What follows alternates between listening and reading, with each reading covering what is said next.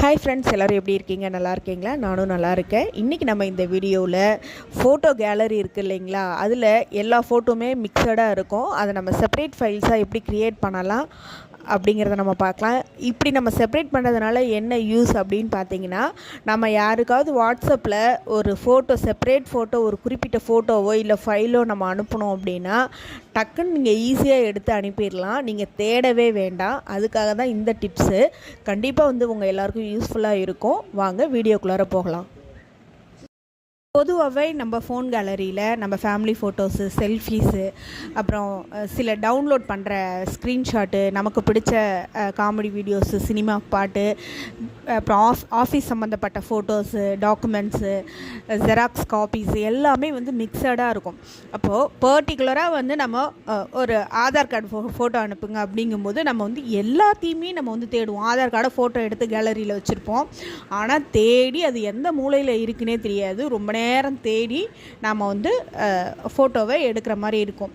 ஆனால் இப்போ நான் சொல்ல போகிற மெத்தடில் நீங்கள் ஃபாலோ பண்ணிங்கன்னா உங்களுக்கு டக்குன்னு நீங்கள் எதுனாலும் நீங்கள் எடுத்துடலாம். நம்ம கேலரியை இது மாதிரி எல்லாமே கலந்து இருக்கிறத நம்ம செப்பரேட் ஃபைல்ஸாக நம்ம ஃபோல்டர்ஸாக க்ரியேட் பண்ணி வச்சுக்கணும். இதுக்கு நம்ம கேலரியில் இந்த 3 டாட் இருக்கும் பாருங்கள், அந்த 3 டாட்டை நம்ம ஃபஸ்ட்டு டச் பண்ணணும். இதில் க்ரியேட் ஆல்பம் டச் பண்ணிங்க அப்படின்னிங்கன்னா இந்த மாதிரி ஒரு பேஜ் ஒன்று ஓப்பன் ஆகும். இதில் நாம் ஃபஸ்ட்டு ஃபேமிலி ஃபோட்டோஸை செப்பரேட் பண்ணிக்கலாம். அதனால் நான் ஃபேமிலி ஃபோட்டோஸ் அப்படின்னு இந்த ஆல்பம்க்கு ஃபைலுக்கு நான் பேர் கொடுக்குறேன். ஃபேமிலி ஃபோட்டோஸ் தான் எப்போவுமே செல்ஃபீஸு நிறையாவே இருக்கும். அதனால் நான் ஃபேமிலி ஃபோட்டோஸை டைப் பண்ணிக்கிட்டு கீழே ஸ்டோரேஜ் இன்டர்னல் ஸ்டோரேஜில் கொடுக்கணுமா, எஸ்டி கார்டில் கொடுக்கணுமா நான் கேட்குது. நான் எஸ்டி கார்டு கொடுத்துக்கிறேன். மெமரி கார்டில் போடுறோம் அப்படின்னா தான் நம்ம நிறைய ஸ்டோரேஜ் சேவ் பண்ணலாம். இப்போ ஃபேமிலி ஃபோட்டோஸுங்கிற பேரில் ஆல்பம் க்ரியேட் ஆகிருக்கு. அதை ஓப்பன் பண்ணி பார்க்குறோம் அப்படின்னா எம்டியாக இருக்கும் பாருங்கள். புது ஃபைலு பாருங்கள், இப்போ எம்டியாக இருக்குது இந்த ஸ்பேஸ் எல்லாம். இதில் ஆட் ஃபோட்டோஸ்னு இருக்கும். அது வழியாகவும் நம்ம ஃபோட்டோஸ் ஆட் பண்ணலாம். அப்படி இல்லைன்னா ஃபோட்டோஸ் நம்ம கேலரியை கிளிக் பண்ணி அதில் இருக்கிற ஃபோட்டோஸ் எல்லாம், ஃபேமிலி ஃபோட்டோஸ் எல்லாத்தையும் செலக்ட் பண்ணி இது மாதிரி செலக்ட் பண்ணோம். அதாவது லாங் ப்ரெஸ் கொடுத்தோம்னா ஒன்று டிக் வரும். ஓகேங்களா? இப்போ நான் ஃபேமிலி ஃபோட்டோஸ் எல்லாம் செலக்ட் பண்ணிகிட்ருக்கேன் பாருங்கள். டிக் மார்க் வருதுங்களா? உங்களுக்கு தெரியுதுங்களா? டிக் மார்க் வரும். இது மாதிரி செலக்ட் பண்ணிக்கிங்க. செலக்ட் பண்ணிக்கிட்டு இப்போது கீழே இது மாதிரி 3 டாட் இருக்குங்க. செலக்ட் பண்ணதுக்கப்புறம் ஒரு 3 டாட் வரும். ஏற்கனவே கேலரியில் ஒரு 3 டாட் சொல்லியிருப்பேன். இது செலக்ட் பண்ணதுக்கப்புறம் கீழே ஒரு 3 டாட் இருக்கும். அதை கிளிக் பண்ணும்போது இப்படி ஒரு மெனு டிஸ்பிளே ஆகும். அதில் மூவ் டு ஆல்பம் அப்படிங்கிறத நம்ம கிளிக் பண்ணிங்க அப்படின்னா உடனே ஏற்கனவே நம்ம கேலரியே ஸ்க்ரீன்ஷாட்டு, கேமரா அப்படின்னு சில இன்ஸ்டண்ட்டாக சில ஃபோல்டர்ஸ்லாம் இருக்கும். நம்ம புதுசாக க்ரியேட் பண்ணது கீழே தான் இருக்கும். அதை ஸ்க்ரோல் பண்ணி டவுனுக்கு வரணும். அதை போய் டச் பண்ணுறீங்க அப்படின்னா நம்ம செலக்ட் பண்ண எல்லா ஃபோட்டோஸுமே அந்த ஃபேமிலி ஃபோட்டோஸ் அப்படிங்கிற ஆல்பத்துக்கு போயிடும். இப்போ நம்ம யாருக்காவது இந்த ஃபோட்டோஸை நம்ம அனுப்பணுன்னா கூட டக்குன்னு இந்த ஃபேமிலி ஃபோட்டோஸ் அப்படிங்கிறத நம்ம எடுத்து சென்ட் பண்ணிடலாம். ஓகேங்களா? சேம் மெத்தடு தாங்க. சில இம்பார்ட்டன்ட் ஃபோட்டோஸ்லாம் இருக்குன்னா நீங்கள் இம்பார்ட்டன்ட் ஃபோட்டோஸ் அப்படின்னு போட்டு அதில் நீங்கள் இந்த ஆதார் கார்டு, முக்கியமான டாக்குமெண்ட்ஸ்லாம் நீங்கள் அது உள்ளார சேவ் பண்ணி வச்சுக்கலாம். சேம் மெத்தடு தான். என்னோடய சாம்சங் ஃபோனில் 3 டாட் இருக்குது. ஒரு சிலருக்கு 3 லைன் மாதிரி இருக்கும். உங்கள் ஃபோனில் எப்படி இருக்குன்றதை பாருங்கள்.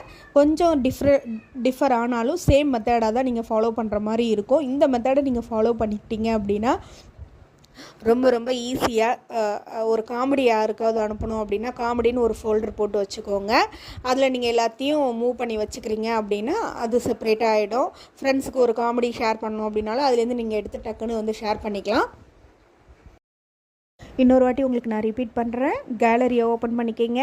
3 டாட் இருக்கும் மேலே. அதை டச் பண்ணிங்க அப்படின்னா இந்த மாதிரி க்ரியேட் ஆல்பம் அப்படின்னு மெனுவில் நம்ம க்ரியேட் ஆல்பத்தை நம்ம டச் பண்ணணும். டச் பண்ண உடனே ஆல்பமோட நேமெல்லாம் நம்ம செட் பண்ணுற மாதிரி இருக்கும். அதில் ஆல்பம் 1ன்னு இருக்கிறத டெலீட் பண்ணிவிட்டு இப்போ காமெடி அப்படின்னு சொல்லி போட்டு வச்சுக்கோங்க. நான் நிறைய காமெடி ஸ்க்ரீன்ஷாட்டில் நிறைய வச்சுருக்கேன். அதுக்காக இப்போ நான் அதை தனியாக செப்பரேட்டாக எடுத்துக்க போகிறேன். அப்படி கிளிக் பண்ணும்போது இங்கே செப்பரேட்டாக வந்துருச்சு பாருங்கள். காமெடி ஃபோட்டோஸ் அப்படின்னு கீழே வந்திருக்கு பாருங்கள். ஓகேங்களா? இப்போ இந்த ஃபோல்டருக்குள்ளார நம்ம காமெடி கிளிப்ஸ் எல்லாத்தையுமே வந்து செலக்ட் பண்ணிவிட்டு கீழே இருக்கிற 3 டாட் டச் பண்ணி நாம் மூவ் டு காமெடி ஆல்பம் அப்படின்னு கொடுக்கும்போது உங்களுக்கு வந்து மூவ் ஆகி காமெடி கிளிப்க்கு வந்து போயிடும். இப்போ இது மாதிரி செப்பரேட் ஃபோல்டர்ஸாக வச்சுக்கிறது வழியாக இது எவ்வளோ எனக்கு வாட்ஸ்அப்பில் சென்ட் பண்ணுறது சுலபமாக இருக்குங்கிறத நான் உங்களுக்கு காமிக்கிறேன். வாட்ஸ்அப் ஓப்பன் பண்ணிக்கோங்க. வாட்ஸ்அப் ஓப்பன் பண்ணிக்கிட்டு நீங்கள் யாருக்கு இப்போ வந்து ஃபோட்டோஸ் அனுப்ப போகிறீங்க அப்படிங்கிறத டிசைட் பண்ணிவிட்டு அதை கிளிக் பண்ணிக்கோங்க. கிளிக் பண்ணிக்கிட்டு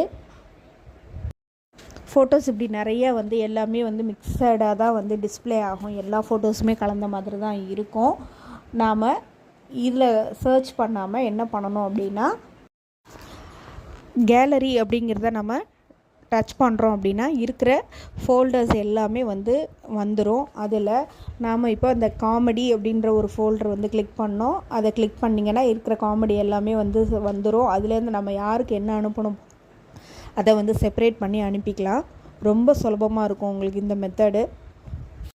நான் க்ரியேட் பண்ண காமெடி ஃபோட்டோஸும் ஃபேமிலி ஃபோட்டோஸ் ஃபைலும் 2 கேலரியுமே இருக்குது பாருங்கள். இதை நம்ம கிளிக் பண்ணும்போது நம்ம என்னென்னலாம் மூவ் பண்ணி வச்சோமோ எல்லாமே வந்து இந்த கேலரியில் இருக்கும்.